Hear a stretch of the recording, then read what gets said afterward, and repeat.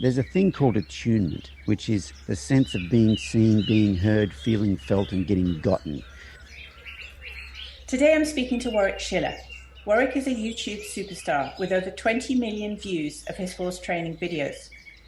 Warwick moved from his home country of Australia in his 20s to the United States. He became National Reining Horse Association Reserve World Champion, representing Australia at the 2010 and 2018 World Equestrian Games. His ever-evolving training philosophy places the horse's mental well-being at the forefront of every interaction. He now spends his time helping people create deep and meaningful relationships with their horses by helping them to change their perceptions about their horses and themselves. Warwick has over 600 training videos on his online video platform designed to create a relaxed, connected and skilled equine partner. His podcast, Journey On, digs deep into the soul of the horse and the human. Warwick Schiller is changing the way we train the horse and the way we think about ourselves. So, hi Warwick, I am actually so excited today to be speaking to Warwick Schiller, and you're very welcome on the podcast. Oh, thanks for having me. I'm excited about this. I'm excited about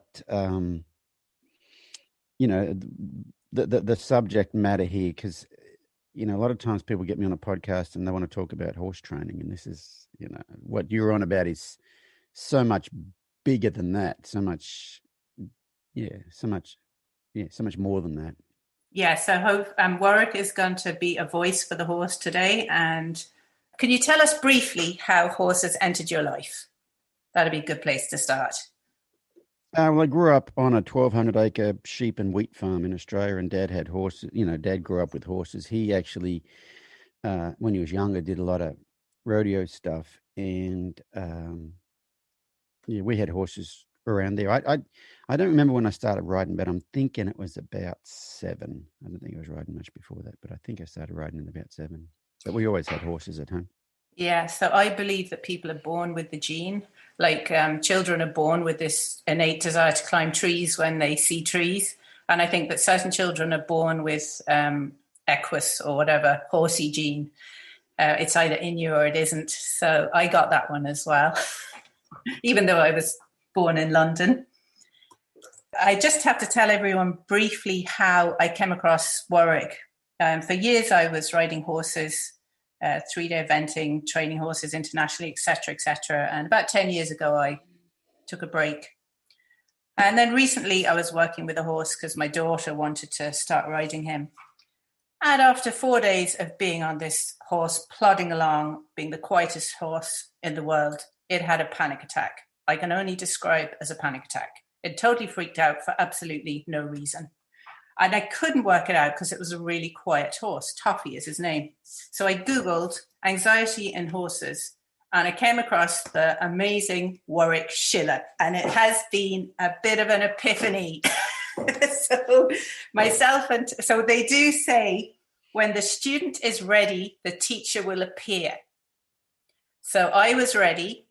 Toffee appeared, and then Warwick appeared as the teacher. So now I've been following Warwick's relationship path with horses. It's a completely, it's not new, but it's the right way to work with horses. Maybe you could tell us about your epiphany. There's a certain horse that came into your life which changed around your training methods. Yeah, so I'd been I'm from Australia. I originally came to the US wanting to learn how to train reining horses, and ended up, training reining horses for a living. I represented Australia at 2 World Equestrian Games in the reining.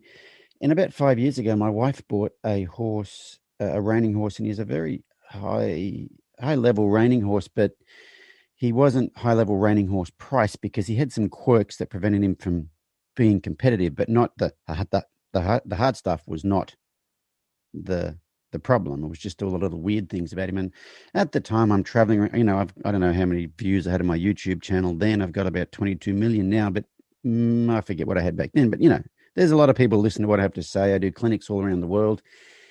And what I do with the horses works. People come with a horse that's having trouble, and I help them out, and off they go, and it's all good. And so I was starting to believe my own BS sort of thing. And when my wife bought this horse, and incidentally, I mean, this story is not a big deal in America because no one knows who he is, but I actually bought this horse off Michael Schumacher's wife, the Formula One driver. She's really into the reining. Karina, lovely lady. And I tried to solve the parts of him that were not working, and I couldn't. Nothing I had done before worked on this horse. And so he made me really take a step back. And I didn't keep trying. I'm like, oh, I don't know how to deal. I don't know how to change this horse. I'm just going to leave him how he is. And I stepped away from him for, I probably didn't do much with him for a couple of years. But in that time, he really opened my eyes to looking for something else. He was the start of the whole thing. And then, then down the rabbit hole I went. And in that going down the rabbit hole, it kind of led me to start looking at me a little bit. And this horse was really shut down. And the horse that you're talking about, the one that had a panic attack out of nowhere, he was shut down until he wasn't. And well, this horse, his name was Sherlock, actually led me to come to the realization that I've been shut down all my life without even knowing it, because your normal is your normal. You don't know there's another way to be. And so it's almost like a form of depression, but just no internal emotions at all, And so that led me down a whole, personal growth journey sort of thing. And that and my journey with the horses has kind of been back and forth to where I'll learn a bit about me and then I'll learn a bit about them, which teaches me a bit more about me, teaches me a bit more about them. And so it's been the whole back and forth thing. So when I started working with Toffee, and I think one of the first videos I watched of Warwick's, and I signed up for his video series. So you can sign up and get the new videos, and they're just phenomenal. But anyway, the first thing we were doing was getting the bend and creating energy, getting the horse to move around. So Warwick says, mental picture, mental picture. And you have to count 1, 2 while you visualize the horse turning in the direction that you want it to turn before you ask it. So this little horse that really saved my life when I came over to Ireland first, I was looking out into the field, and this little chestnut horse was pulling 2 fully grown men around the field on the end of a rope. And I got a strong voice in my head that said, buy this horse. And I don't know who said it, but I didn't have any money at the time. And went around Galway trying to cash checks, gathered the money up together and bought the horse.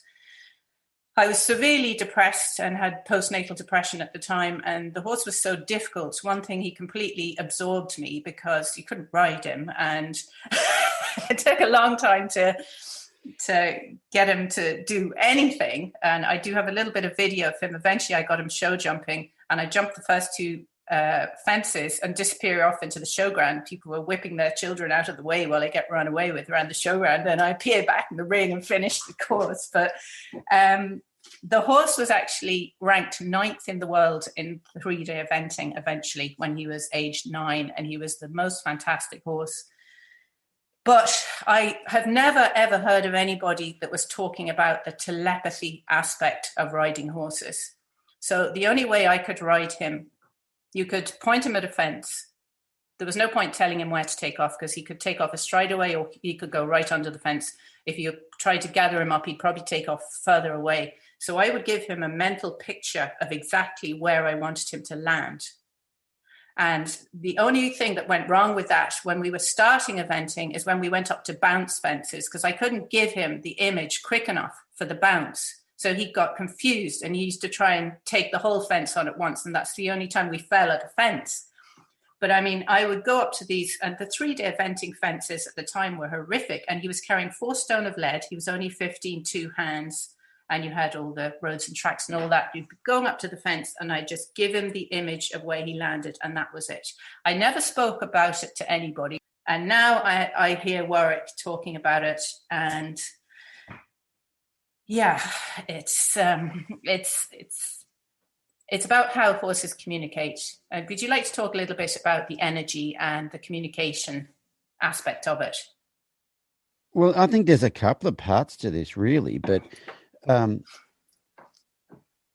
one of them is you have to understand that horses can basically read your mind. So they can get mental pictures from you. They read your energy, they read your intention, and they read all that stuff probably more than the physical things you're actually doing.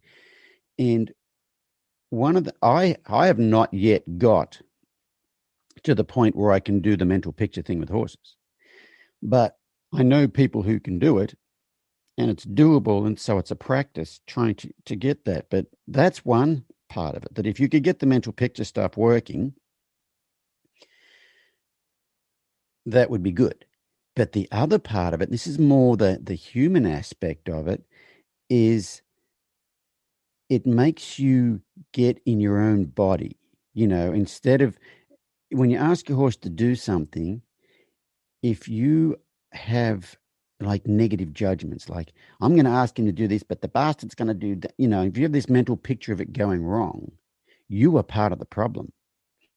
And so that mental picture of what you want keeps your mind straight to where you're not going to the negative, because they, like I said, and if you have negative mental pictures, you have negative energy, you have negative intentions. And, a lot of people that struggle with their horses, I think a lot of it, quite a bit of it has to do with they're kind of expecting it to go wrong. Once you understand that horses can receive mental pictures from you, and at clinics a lot of times I'll talk about there are people who can get horses to do things off mental pictures. And I said, can anybody here do that? And everybody goes, no, I can't do that. And I said, yeah, you'd have to have a mind like a Buddhist monk to be able to do that, wouldn't you? And they're like, yeah.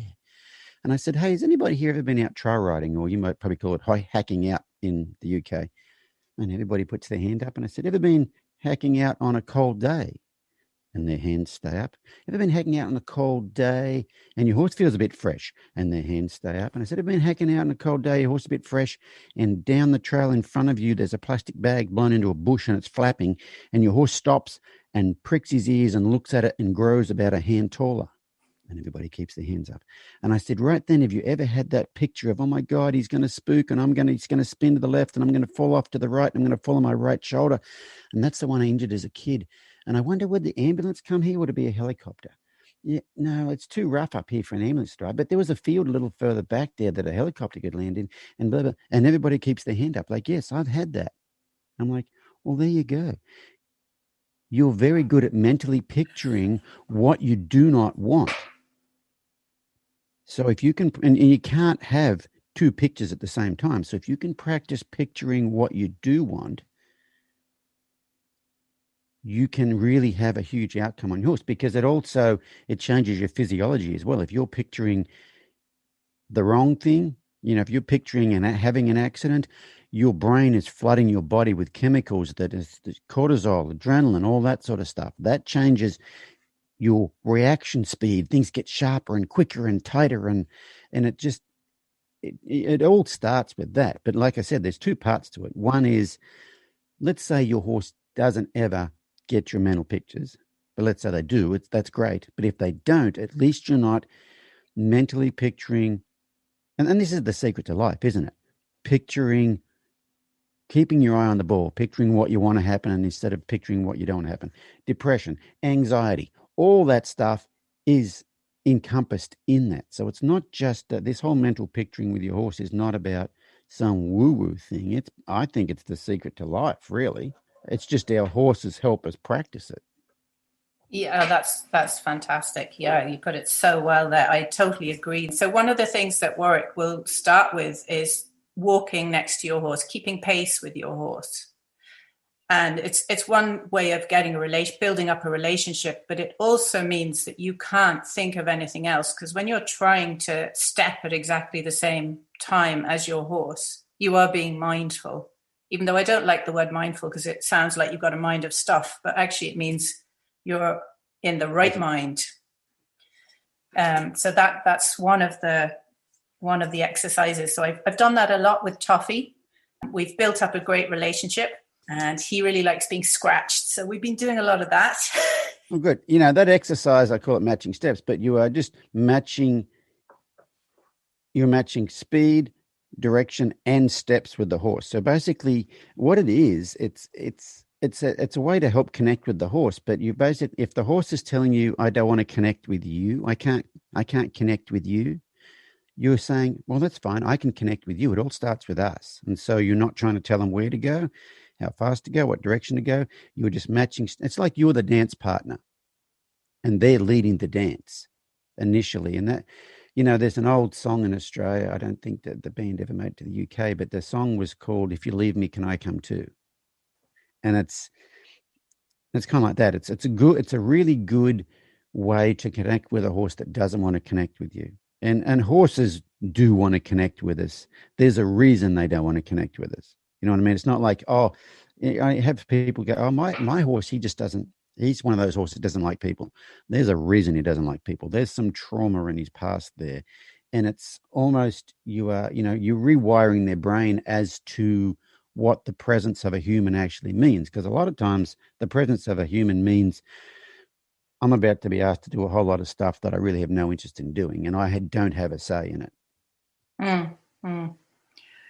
And also what you talk about, the horse is the herd animal. I'll just go through it quickly. So you have to be 100% present for your horse to be comfortable with you, because when your horse is in a herd, the most important thing is that there's somebody watching out for them. So it teaches you that you have to be mindful. Otherwise, you can't actually have this relationship with the horse. If horses could speak, what do you think would be the most important message they would like to tell people here or around the world about their species, or how to interact with them? Everything means something, and it's not what you think it is. You know, it would be, we want to get along. Anytime you think I'm being bad, it's a cry for help.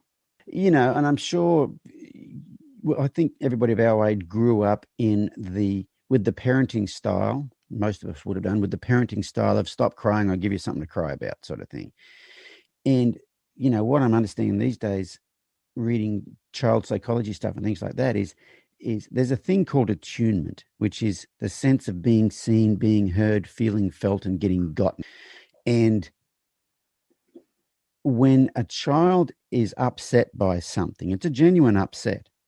And if the parent says, the noise you're making because you're upset is annoying me, and I'm prepared to do something even more nasty to you than the thing that's upsetting you just to get you to shut up from not making that noise or telling me about it, it basically tells you you're not important, you're not heard.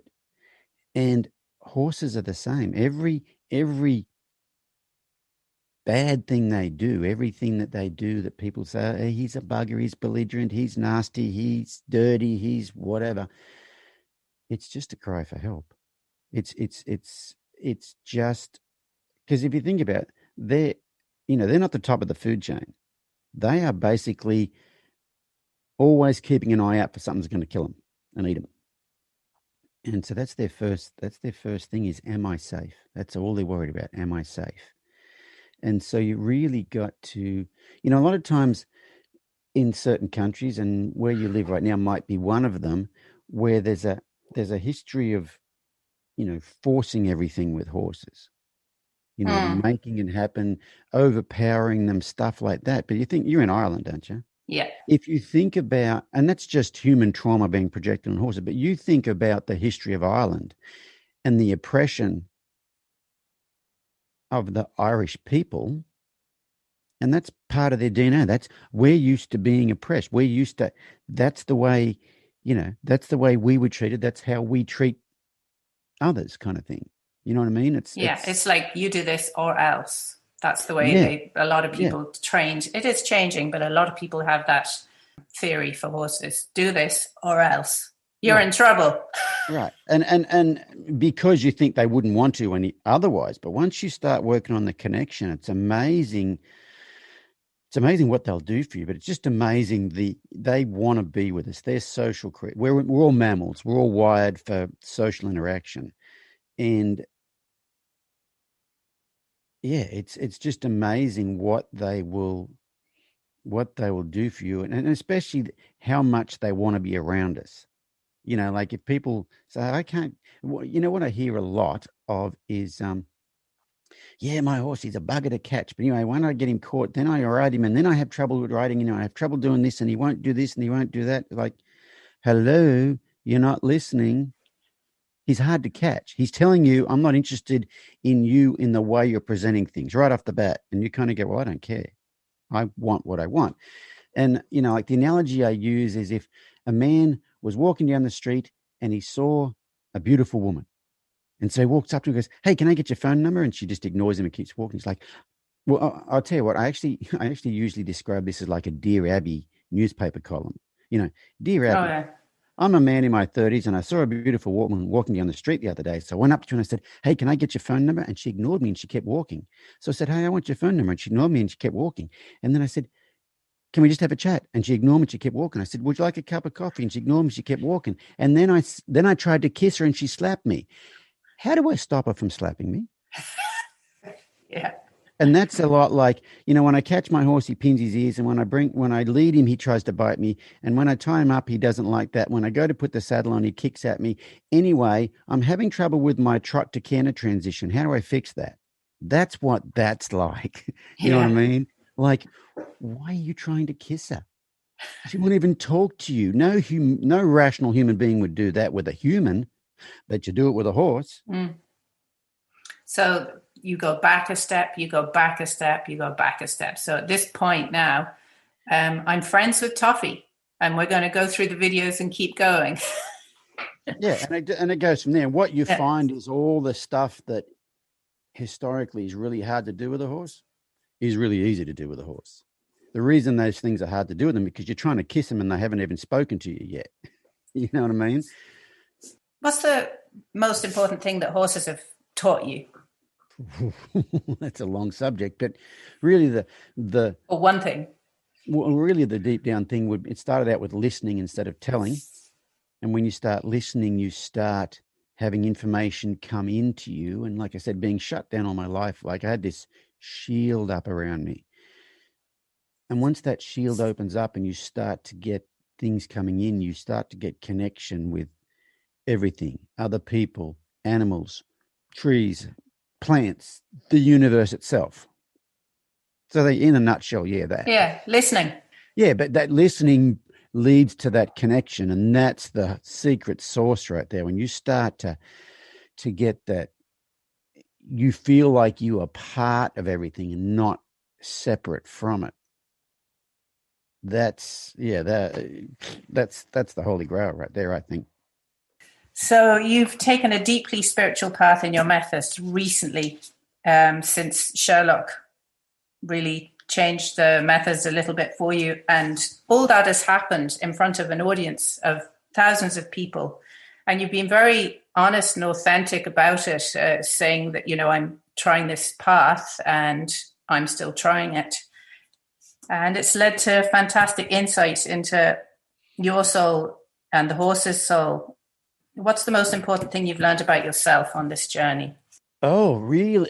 What I've really learned about myself, and it's starting to unravel now, is, I've always had a suspicion that I was born like an empath, like really, really sensitive to things. But I'm not an empath and I'm not sensitive to things. But I've always had this sneaking suspicion that that's who I was initially, and then things that have happened have shut that down. And I've just, in the last 6 months or year, started to unravel some of that. And it's all starting to make sense now. And here just recently, I had a huge bolt from above sort of thing telling me, that's really who you are.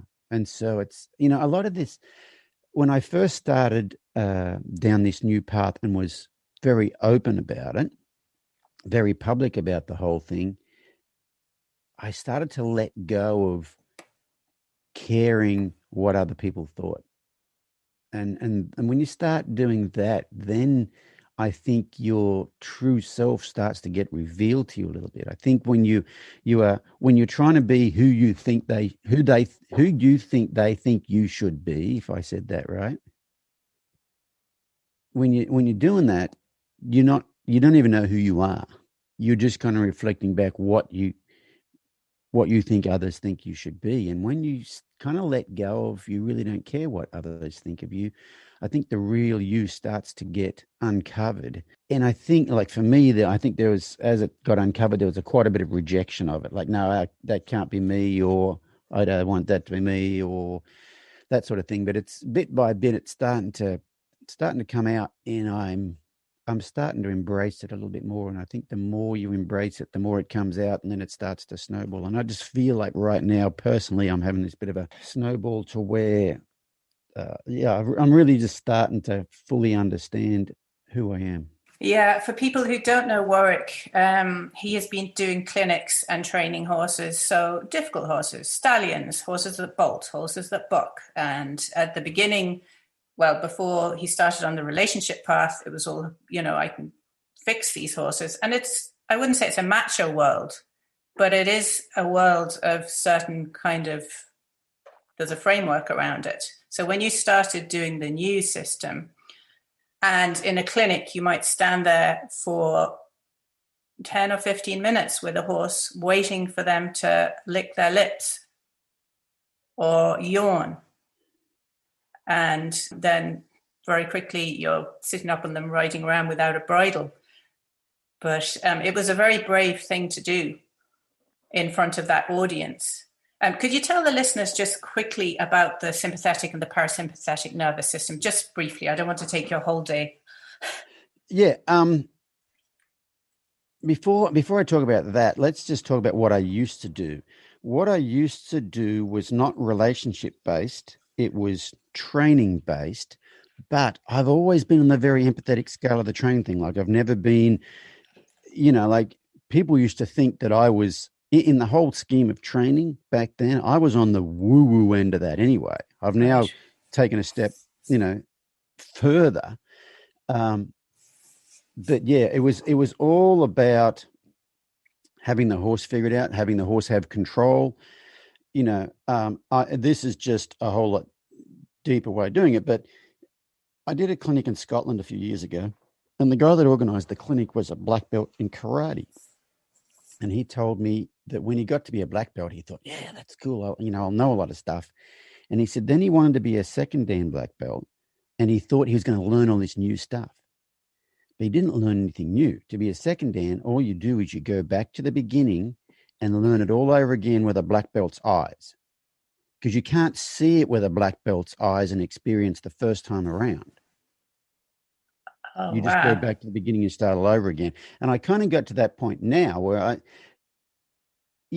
always, you think I've always been on, I've never been like had forceful methods and made him do this and made him do that. It's all been about, probably if I give you a good analogy, there was a guy who he wrote some books and he became renowned in the world for the world's greatest seducer of women.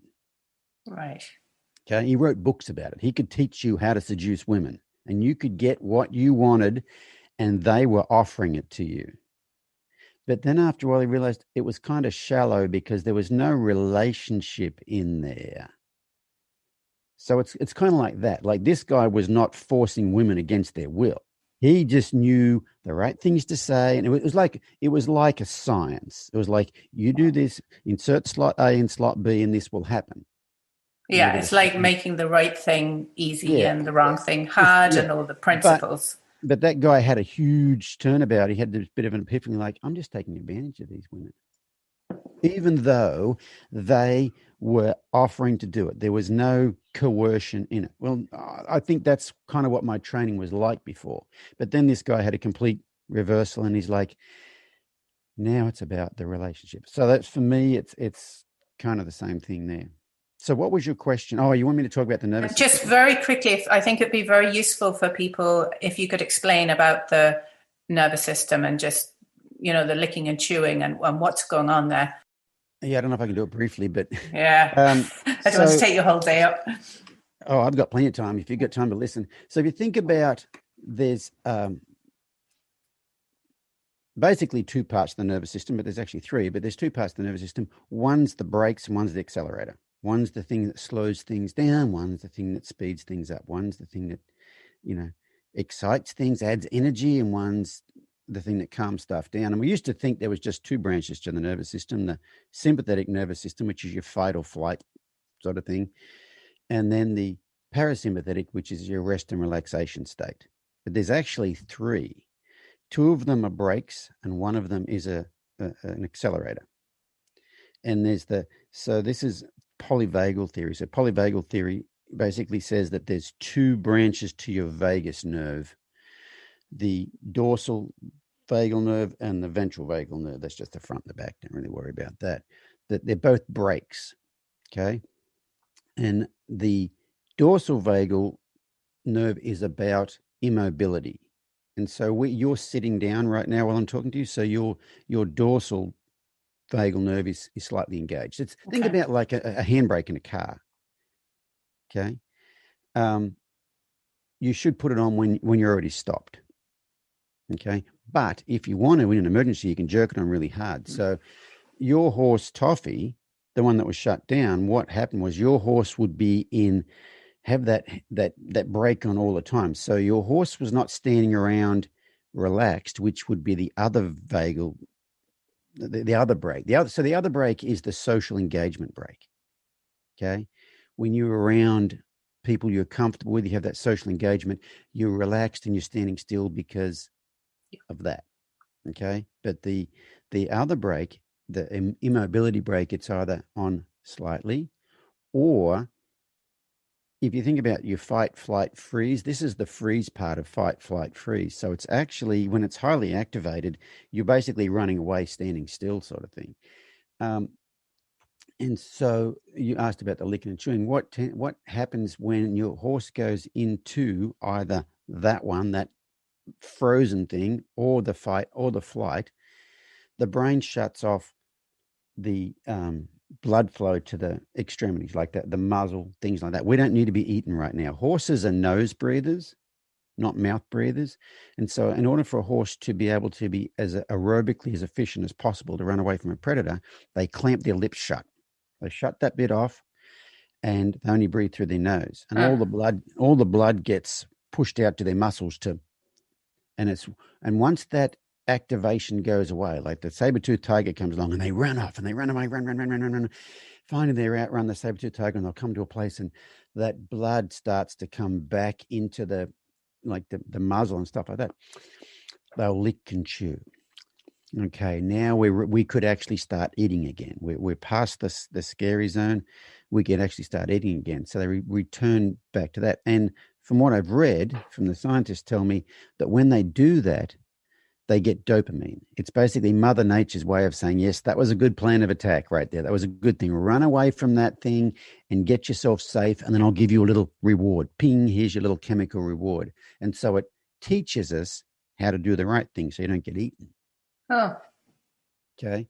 And so, and as a horse trainer, we used to be always taught that if they're licking and chewing, they're digesting a thought. But really what they're doing is returning back to a relaxed state after some type of stress. Well, a lot of horses, when they're around us, they're stressed the whole time, like your little horse was, without us knowing it. And so the first thing I want to do is make sure they are doing that licking and chewing. So, and there's a lot of things you can do to get that working, but most of them aren't asking for things. Most of them are just sitting around kind of just hanging out with them, just being aware. It's being with them without asking anything of them is probably step number one. And most people don't do that with their horses. Most people get their horse and they want to do something or other. And that right there, that's the start of them holding it all in. And eventually, like Toffee, they end up exploding. So yeah, that's something I call it 10-year-old girl training. Because if you think about 10-year-old girls, what do they do with their horses? They hang with them. They tell them all their secrets. They just, when a 10-year-old girl is with a horse, they are present with the horse. They're not at the boyfriend stage yet. They're not at, I've got kids at home and I've got to cook dinner and I've got to do the washing and I got a job and I got this meeting tomorrow. They're just there with their horses. And 10-year-old girls don't need to know how to train a horse because they've just got that connection stuff. It all works off connection. And so I think the holy grail for me is having all that plus understanding, training, how training works. And so if a lot of people work on connection alone, a lot of people work on training alone. What I think the real holy grail is when you can do both really, really well, that's when the real magic happens. The horse is actually controlling himself at the end, and he's taught himself to come down from that anxiety, or you can sort of wait till he comes down so he doesn't add to it and add to it and add to it and then eventually explode for no reason at all. Now that's the brilliant, it's hard to explain, so you have to go and watch Warwick's videos. You know what, I could, a few years ago in England, I had a girl at a clinic and she said, what do you do with a horse that's crazy? Like, you're dealing with okay horses here, but my horse is crazy. I said, well, what kind of crazy is your horse? And she said, well, I'll go hacking out and we'll be riding along and a rabbit will run out of the wet grass. And he kind of steps sideways and looks at it, but doesn't really do anything. And then we go a bit further and another rabbit runs out of the grass and he kind of looks at it and steps sideways, but doesn't really do anything. And I've been hacking out for an hour and I've seen 12 rabbits and none of them bothered him. And then the 13th rabbit will run out of there and he's silly, the bugger. He'll spook and buck me off and run home. Like, that's crazy because it's the same looking rabbit as the other rabbits. And I said, well, the thing that's happened here is, let's say your horse is completely relaxed when he leaves home and he goes along and a rabbit runs out. He gets a little bit of a fright. And then you go along a bit further and he gets another bit more of a fright. But he hasn't let go of the first little bit of a fright. And then he's got 2 rabbits worth of worry inside, and then 3 rabbits worth of worry, and then 4 rabbits worth of worry. And I said, obviously your horse has a 12 rabbit limit before it overflows. And the therapists call this trigger stacking. Let's say you've had a bad day at work and then you're driving home and the traffic's really bad.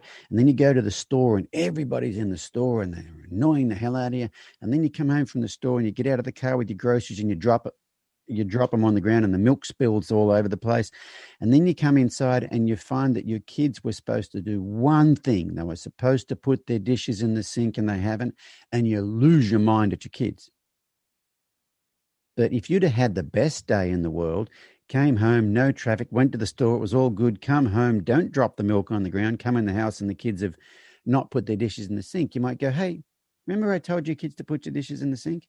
So it doesn't bother you then. But at the end of one after another, you're at your, the end of your rope sort of thing, and then you snap. And that's what happens a lot with horses, is it's just trigger stacking. And the first trigger is when they're around us. A lot of times when they're around us, they're holding their breath. They're kind of tenser. And it's kind of like if you've ever had a boss that every time he comes in the room, you kind of, oh, I hope I'm doing this right, sort of thing. And when he walks out of the room, you just let down a little bit. It's like that. They're like that around us all the time. And so for me, the first thing I got to do is get them to where when I'm around them, they're like they're in their own herd of horses. They're in the same mental state as as they are when they're with other horses they are with us. For me, that's step one. And from there, that's probably the hardest bit. And from there on, it gets easier. Because in getting that bit to work, there's a change in you. You have to give up your judgment. You have to give up your expectations. You have to be present. You have to be able to just be with them without any expectations. And that's the hardest thing for us, is we're going to get that horse. We want to do something with it, In changing them, you almost have to change you a little bit too. That's the start. It has been so rewarding working with Toffee, because you're exactly right. He would, she's putting the bridle on. Oh yeah, she's putting the saddle on. Oh yeah, stand here now. Get out. She's getting on me. Yeah, we'll walk. Yeah, we'll trot. But he never relaxed for a second. He was just doing what he was told, but he was just full of tension. And eventually it came out. For people that have horses that are listening, what's the first technique you could suggest for them to form a real relationship with their horse? If they go on my YouTube channel and look up, so I have a sponsor named Weaver Leather. They're a big company of horse stuff here in the US. And last year when coronavirus started, they said, hey, can you, people are going to be spending more time at home. Like, can you come out with a series of videos on YouTube for us? And I said, oh, yes, exactly. So I started out with this series. It's called Reconnecting with Your Horse During Coronavirus. And in that I said, a lot of people that have competition horses, dressage horses, whatever, they don't want to be spending more time at home. Like, can you come out with a series of videos on YouTube for us? And I said, oh, yes, exactly. So I started out with this series. It's called Reconnecting with Your Horse During Coronavirus. And in that I said, a lot of people that have competition horses, dressage horses, whatever, they feel like they don't have time to go back to the beginning and work on the little things because I've got a show coming up. But I said, we're all in lockdown right now. We're all got time. And so I made a series of videos that's called Reconnecting with Your Horse During Coronavirus. And the first one was just going out wherever they live and just being there. Then there's two ways of doing this. One is just go out and go in their pasture and sit down, read a book, get on your phone, scroll through Facebook. Doesn't matter. You don't have to be present. You physically have to show up without actually asking anything of them. That's one way to start. The next best way would be to do the same thing, but be present. Look at the surroundings, look at the trees, listen to the birds, be aware of your seat bones touching the ground, that sort of thing. Be really, really present. The third one was go out there and match steps with them. So if they're out there grazing, because some people go, I show up, my horse just ignores me. He doesn't even know I'm there. He knows you're there. That's why he's ignoring you. You can go out and you can match steps with him. Maybe from, 100 feet away. Just while he's grazing, just point the way he's pointing, put your feet where in the same place his feet are, and every time he moves a foot, you move a foot. That's a great way to really blend in with them, and that creates a lot of connection. But the next one after that, which is an exercise I called creating connection through change in focus, is you go out there and they might be out there in the pasture or whatever, and you take a little flag, like a stick with a bag, with a bit of cloth on the end of it, or a plastic bag, preferably a cloth. Sometimes a plastic bag's too much, but just go out there and just start to move, just start to walk somewhere, and just pick that flag up and just move it a little bit. Like waving the flag of truce real slowly. You're trying to be curious with it. And if your horse flicks an ear towards you, put it down and let your energy go down.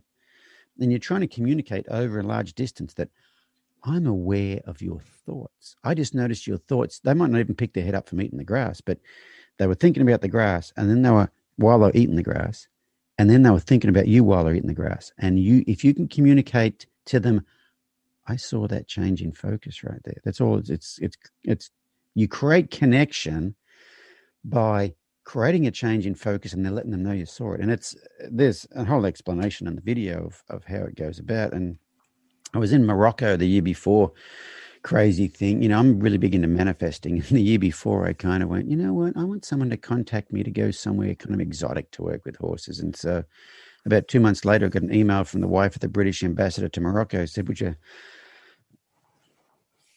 would you like to come to Morocco and do some work with horses for the prince? I'm like, yeah, I think that counts. But anyway, while I was there working with those Barb stallions, this is where I really started to really think about this. And they're very interesting videos. Yeah, some footage of the Barb stallions in too. But that's where it all really, that's not where it really came from, because it really came from the last 3-4 years of looking at stuff. But it kind of really solidified there. But yeah, those exercises are really good. And you almost can't get them wrong, because you're not asking for anything. Where you go wrong is asking for something, not getting it. Mm-hmm. And you might get it because it's not possible for the horse to do that at this point in time. Like a big thing working with horses is you want to only ask yes questions. You want to only ask them something they already know how to do, or they're capable of figuring out, or they already know how to do, and they can do them given their current mental state. That's the horse you have today. Work with the horse you have today. And that's the whole thing. Most people are asking a horse to do something that they're petrified of doing, or it's too much for them, or they don't understand how to do it. And so you just create conflict. And pretty soon the horse is like, oh, well, here she comes again, and it's just going to be conflict. Whereas if you can only ask yes questions, and I try to tell women, think about a man asking you out on a first date. He is trying to ask yes questions. He doesn't say, first date, do you want to come over to my mate's house? We're going to watch the football, and we're all going to swear and curse and drink beer and get drunk. And they're not going to suggest that, because that's not going to be a yes question. You're thinking, what could I ask her to do? What activity could it be? You want to go see a movie? Do you want to go to dinner? Maybe she's really adventurous. You go, hey, you want to go skydiving? You got to figure out what's going to be a yes question first. And then as you go on, then you can start to expand those boundaries and things like that. But initially, they've got to be yes questions. Great advice. Great advice. I got very excited with Toffee and got the flag, and I did the focus work with him, worked very successfully. But anyway, I was out in the field with my homemade flag, which was a bit of a cane and a bit of a plastic bag. That my husband was working with some guys, and they were like, "What is she doing? Is she catching butterflies?"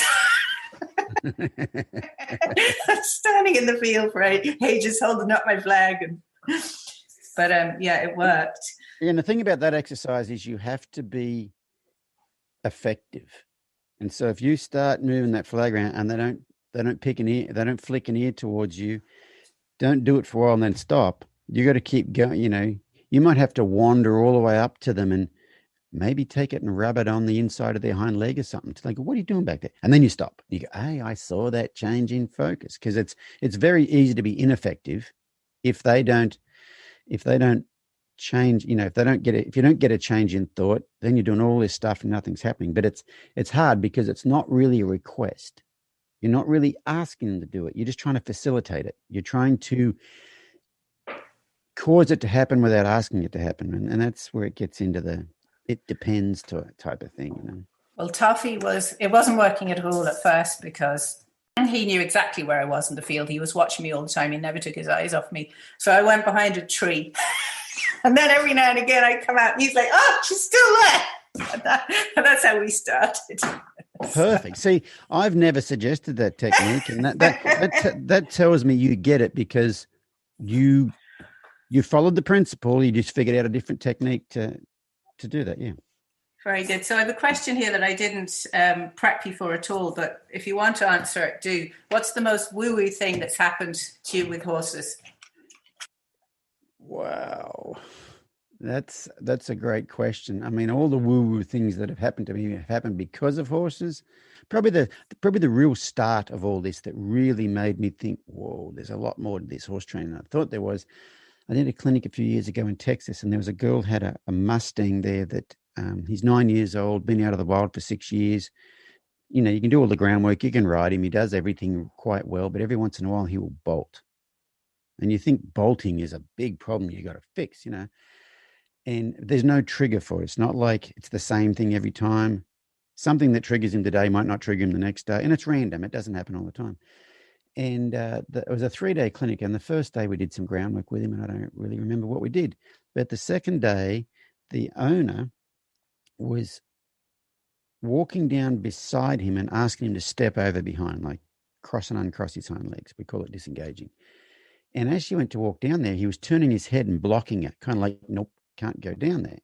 And so she said, what should I do here? And normally I would just kind of reach under their jaw and just move their head out of the way and put me on the other side without me moving my feet, because I was in that whole dominance theory, like if you make me move my feet, that means you win and I lose. That was the mindset I was in at the time. And but instead of doing that, this was after Sherlock, and this is when I've been thinking about some things.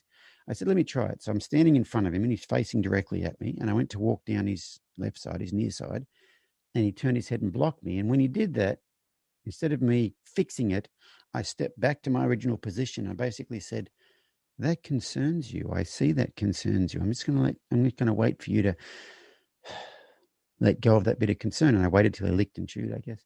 And then I tried it again and he blocked me. So I stepped back and I did that for 5 to 10 minutes. And after 5 or 10 minutes, I could walk down that side of him and he didn't block me. And so it's not walking down beside him, because if me walking down beside him bothered him, he'd still be doing it. And then I thought, I'll just put my hand on his neck and see what happens. And I put my hand on his neck. And as I reached out to his neck, his head raised up like half an inch. And so I took my hand back and stepped away and said, oh, even that bothers you, even though you've been ridden under saddle for 6 years. Repeated that 5 or 10 minutes. And pretty soon I can walk from the front of him down the side of him, touch him on the neck, and he doesn't tense up at all. And then I asked him to disengage behind, step over behind, which he could do just fine.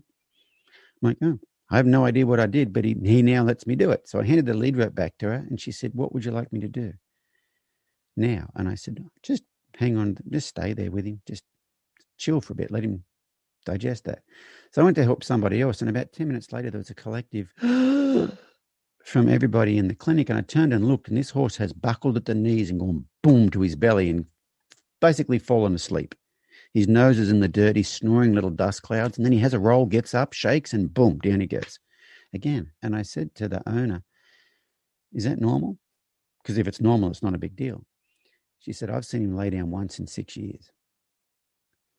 And he was out in his pasture laying down, and I showed up on the horizon and he jumped up. But once in 6 years I've seen him lay down. Anyway, he slept for an hour and a half till lunchtime in the middle of the clinic, horses riding around, loudspeakers, the whole thing. Then we woke him up and put him away because I have a morning group and an afternoon group, and she was in the morning group. The next morning, the last day of the clinic, she brings him in, and she said, what do you want me to do? And I said, just hang on to him and see what happens. 15 minutes later, boom, down he goes to sleep, sleeps for 4 hours during the clinic. This horse never lays down. This is totally out of the ordinary of this horse. So she goes home from the clinic, and she said he slept every day at home for a week after that. Anyway, I started researching sleeping habits of horses, and we all know horses can sleep standing up, but it's only a light sleep they have standing up. In order to have that deep REM sleep, that deep restorative sleep that we need, they need to lay down. And in order to lay down and do that, they need to feel safe. In order to feel safe, they need to have herd members looking out for them. And what happened was me acknowledging that this horse was saying, I don't want you to go down there. Me saying, I saw that. I'm aware of that. I get you. Attunement, the sense of being seen, being heard, feeling felt, getting gotten. That's what I gave that horse. Long story short, that was 4 years ago. He's not bolted since. I think that's a fantastic place to stop, because the message of being gotten is, I think that's one of your most powerful messages. The horses want to feel gotten, and so do humans. Well, it came from, there's a UCLA professor of psychology called Daniel Siegel, who's written some really good books, and he says attunement is the sense of being seen and being heard. And there's a trauma therapist I know from Canada named Sarah Schlotti, and she works with humans and horses, and she has expanded on that, and she says it's the sense of being seen, being heard, feeling felt, and getting gotten. And when you're around somebody who truly gets you, and they're not trying to make you feel different than you feel, but just truly, they're just there for you. They however you feel, I understand that, without feeling the need to change it or interject or fix it or whatever. Basically holding space, that goes a long way, and it all comes back to, the way we were taught to raise children, like the whole crying it out thing, things like that. In hunter-gatherer societies, they didn't do that. They slept with the child in between them because, the hyena can come in and snatch your child from across the hut in the middle of the night, or, a crying child will attract predators. And so that's how we evolved to do that. And we've gotten away from stuff like that. But our bodies are still wired for all that. And so it just messes us up from the beginning, doing things like that. That whole lack of attunement thing. For me, lack of attunement is the holy grail of all things bad. It all starts there, and yeah, it's pretty amazing. I mean, in England where I grew up, there was a phrase that was always passed around: the children should be seen and not heard. Me too, in Australia. Yeah. So, Warwick, thank you so much for coming on the podcast. I have to say that finding out about your training methods and finding all your videos and everything has been probably the best thing that's come out of COVID for me. So thank you very much. And thank you for all the work you've done for horses and for all the people that are looking after horses and training horses. I was going to say, you've probably figured this out, but it's the horses is just a conduit to a much bigger message.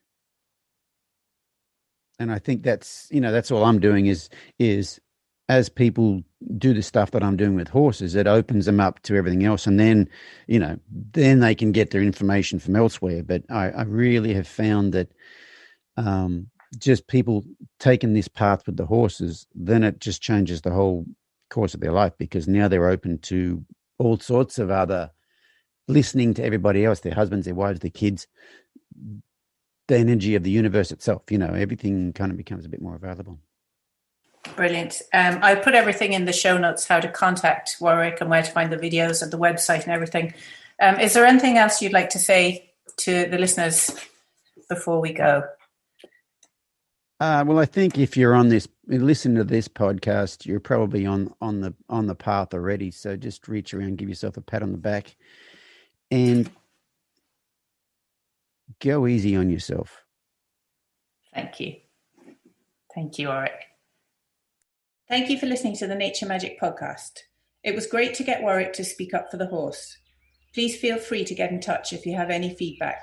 I'll put my contact details in the show notes and all the ways you can check out Warwick's work. The change in Toffee since starting on Warwick's methods has been a complete 180.